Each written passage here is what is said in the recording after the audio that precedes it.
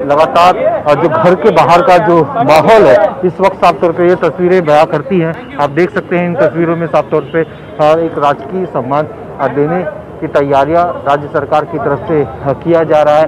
उनके घर और उनके परिवार के जो लोग हैं जो उनसे जुड़े हैं वो यहाँ मौजूद है। इस घर के अंदर अगर देखा तो अभी आशा भोसले भी मौजूद हैं और उनके घर परिवार के लोग हैं। शिवसेना के सांसद नीचे खड़े हैं, मधुर भंडारकर नीचे खड़े हैं और जावेद अख्तर ऊपर हैं। फिल्म इंडस्ट्री के कई ऐसी बड़ी शख्सियत है जो अभी कुछ देर में यहाँ और भी आ सकती है। भाग्यश्री जो हीरोइन है वो यहाँ पहुंची है। तो कई ऐसे शख्स हैं जो लता दीदी के साथ कहीं ना कहीं उनके साथ जुड़े हैं। उनके कभी फिल्मों में काम करने, गाने को लेकर, या फिर उनके जो व्यक्तित्व है, जो उनकी अपनी एक नरम दिल है, वो एक छवि जो उन्होंने बनाई थी उसके आधार पर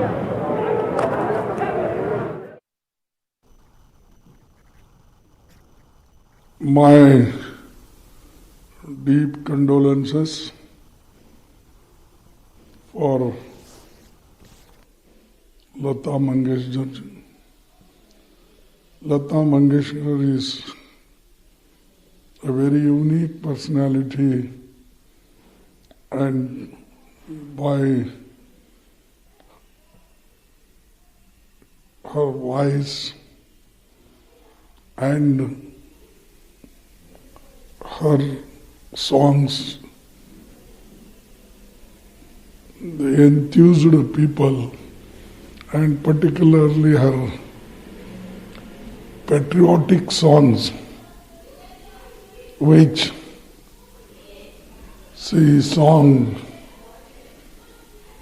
after the इसी में लता दीदी हैं। ये जो ऑफिशियल ये पहली तस्वीर मैं आपको दिखाना चाहता हूँ कि अभी तक ये तस्वीर साफ तौर पे देख सकते हैं। लता दीदी लाया गया है। बैठिए भाई, नीचे बैठो, झुको आप लोग झुको। आगे मत जाए, आगे से आगे। ये तस्वीर ये एम्बुलेंस में इनके पार्थिव शरीर को लाया गया। लता दीदी के पार्थिव शरीर को उनके घर लेके आ गए। वो पहुंच चुकी है अपने घर, ब्रिज कैंडी से उनका घर 5 से 10 मिनट की दूरी। ये देखिए किस तरह से भीड़, एक साथ तौर पे मीडिया कर्मी भी यहाँ पे काफी संख्या में मौजूद है। हर कोई अपनी जो तस्वीर, उनकी आखिरी तस्वीर अपने कैमरे में कैद करना चाहता है। आम लोग भी इसी तरह से काफी भीड़ लगाए हुए हैं और यहाँ पे कई आम और बड़ी शख्सियत उनके घर के बाहर और अंदर दोनों तरफ मौजूद है। और ये आखिरी पल, इस पल के दीदार करना हर कोई चाहता है और यही वजह है कि उनके घर के बाहर उनके फैंस या उनके चाहने वाले या उनके साथ किसी तरह का जिनका रिश्ता है वो सारे लोग यहाँ पे मौजूद है। ये अपनापन लता दीदी के साथ हर किसी को लगता था और यही शख्सियत उन्हें लोगों को जोड़ने में खास करके मदद करती थी। इस तरह का साफ तौर पे उनके लिए लोगों का रोना और उनके लिए कहीं ना कहीं दुआएं करना ये साफ तौर पे दिखाई दे रहा था। जिस तरह से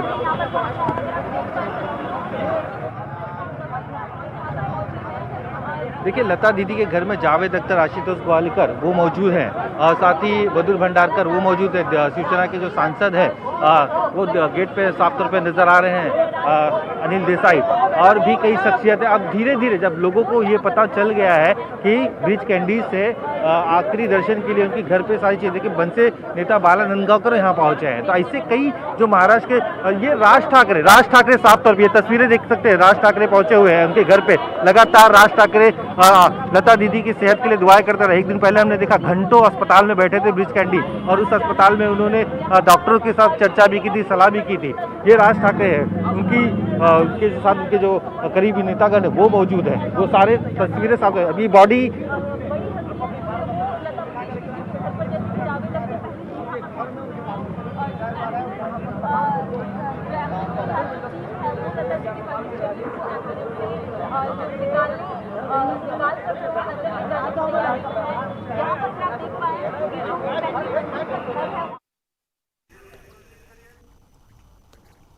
तो इस समय मनसे प्रमुख राज ठाकरे लता मंगेशकर के घर पर पहुंचे हैं। बताया जा रहा जावेद अख्तर पहले से यहां पर मौजूद हैं।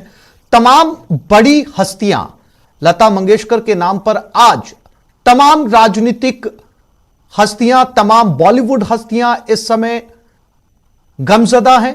सभी अपने तरीके से उन्हें याद कर रहे हैं, सोशल मीडिया प्लेटफॉर्म पर प्रतिक्रियाएं दे रहे हैं और सभी उनके साथ अपनी यादों को इस समय साझा कर रहे हैं। इस समय उनकी पार्थिव देह उनके फ्लैट पर, उनके घर पर पहुंच चुकी है ब्रीच कैंडी हॉस्पिटल से, और एक एक करके सभी लोगों के आने का सिलसिला यहां पर जारी है। लेकर तो ये अपने आप में जो 90 साल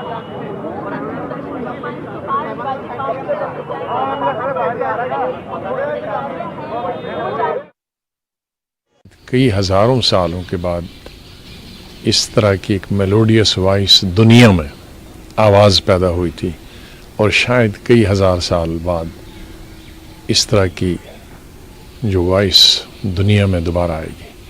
तो ऐसा लगता है कि हमारे अंदर जो म्यूज़िक के कदरदान हैं, जो म्यूज़िक को समझते हैं, जानते हैं, सुनते हैं, उनके लिए तो ऐसा लगता है कि तमाम दुनिया बेमानी हो गई म्यूज़िक के लिए, शून्य हो गया। तो आज के इस दिन पे हम यही कहेंगे कि अल्लाह उनकी आत्मा को शांति दे, उनको स्वर्ग में जगह दे, और वो हमेशा हमेशा दुनिया के दिलों के अंदर जो म्यूज़िक की कदर करते हैं उनके अंदर में हमेशा वो जिए। स्वर कोकिला लता जी के गाने की एक पंक्ति है, तुम मुझे भुला न पाओगे। दरअसल उनका शरीर पंच तत्व में विलीन हुआ, पर वो हमेशा अजर अमर बनी रहेंगी। पूरी दुनिया में जो उनके प्रशंसक हैं और ख़ास तौर से भारत, आज हम सब के लिए बड़ा शोक का अवसर है, क्योंकि भौतिक रूप से हमारे बीच नहीं रही, पर वो हमेशा जब तक यह सृष्टि है तब तक लता जी की आवाज़ रहेगी। वजह यह है कि संगीत प्रकृति, ईश्वर या सृष्टि से जोड़ने का सबसे सशक्त माध्यम है, और उसकी सबसे जीवंत प्रतिमान मूर्ति के रूप में इस धरती पर भारत को गौरव था कि लता जी हमारे पास थी। मैं यह कहना कि उन्हें कौन सा सम्मान नहीं मिला, यह उनके व्यक्तित्व के लिए बाकी योगदानों के मुकाबले एक पक्ष है। भारत रत्न से लेकर पद्म भूषण, पद्मश्री, कोई पुरस्कार शायद उन्हें रहा हो, फाल्के साहब अवार्ड, बल्कि लेकिन फिल्म के लिए उनको बेस्ट सिंगर का अवार्ड बहुत कम उम्र में मिला, जो दोबारा किसी को नहीं मिला उस उम्र में। ऐसा है, लता, स्वर्गीय लता मंगेशकर जी हमारे देश के संगीत युग का एक इतिहास था। उन्होंने अपने स्वरों से हिंदुस्तान में ही नहीं तो पूरे दुनिया में भारत का नाम एक प्रकार से ऊंचाई पर पहुंचाया था। अनेक भाषाओं में उन्होंने गाने गाए हैं और विश्व का रिकॉर्ड उन्होंने पूरा एक प्रकार से विश्व का रिकॉर्ड तोड़ा है। मेरे और उनके परिवार के और उनसे व्यक्तिगत रूप से स्नेह था, उनका बहुत प्रेम था हम सब के प्रति, और उनके जाने से देश की भी हानि हुई है, संगीत क्षेत्र की भी हानि हुई है, और पूरे विश्व में हमारे हिंदुस्तान को एक सम्मान प्रतिष्ठा देने वाली ऐसी वो गायिका थी।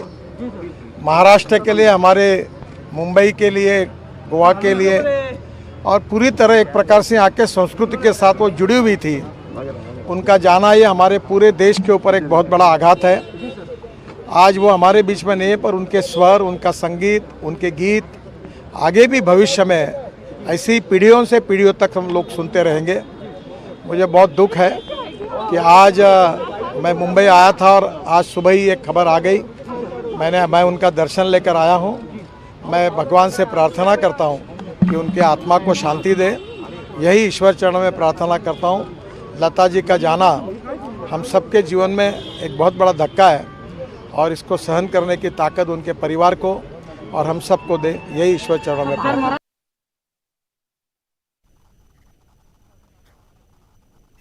इंतजाम घर में किया गया है दर्शन के लिए। इसके बाद साफ तौर पे लोग यहाँ से निकलेंगे और एक पूरी यात्रा निकाली जाएगी अंतिम संस्कार के लिए, और ये जाएगी शिवाजी पार्क। शिवाजी पार्क यहाँ से लगभग 20 से 25 मिनट की दूरी पे है, और इस दौरान हो सकता है कि काफ़ी ट्रैफिक की समस्या क्रिएट हो जाती है। रास्ते पे भी लोगों की भीड़ जुटने की आशंका जताई जाती है। पुलिस विभाग के लिए एक बड़ा कहीं ना कहीं टास्क नजर आ रहा है कि लोगों को कंट्रोल करना। लोगों को भगाने के बावजूद भी लोग यहाँ से हटने के लिए तैयार नहीं है। जी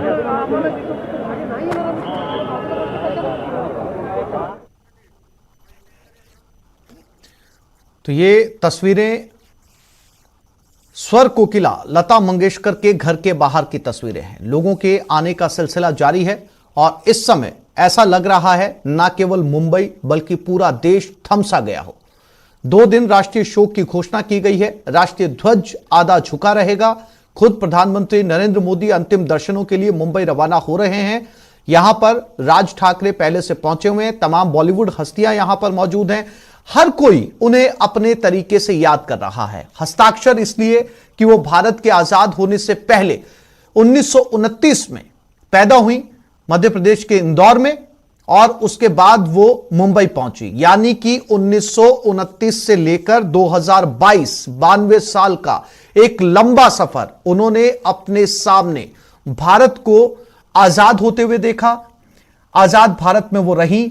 यानी कि बहुत कम लोग भारत में ऐसे इस समय जिन्होंने आजादी की जिनके पास कहानियां रही होंगी, उनमें से एक लता मंगेशकर 1929 में जब वो पैदा हुई और उसके बाद 1947 में जाकर भारत आजाद हुआ।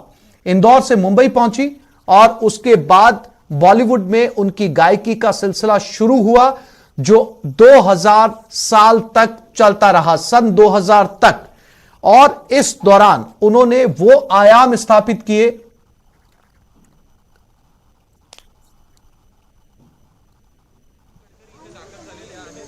मंगेशकर जी, लता दीदी के जाने से केवल मैं ही नहीं, प्रत्येक भारतीय के मन में जो वेदना और रिक्तता उत्पन्न हुई है उसको शब्दों में वर्णन करना कठिन है। 8 दशक के ऊपर अपनी स्वर वर्षा से भारतीयों के मनों को सिक्त करने वाला, तृप्त करने वाला, शांत करने वाला आनंद घन आज हमने खो दिया। वो अब नहीं बरसेगा।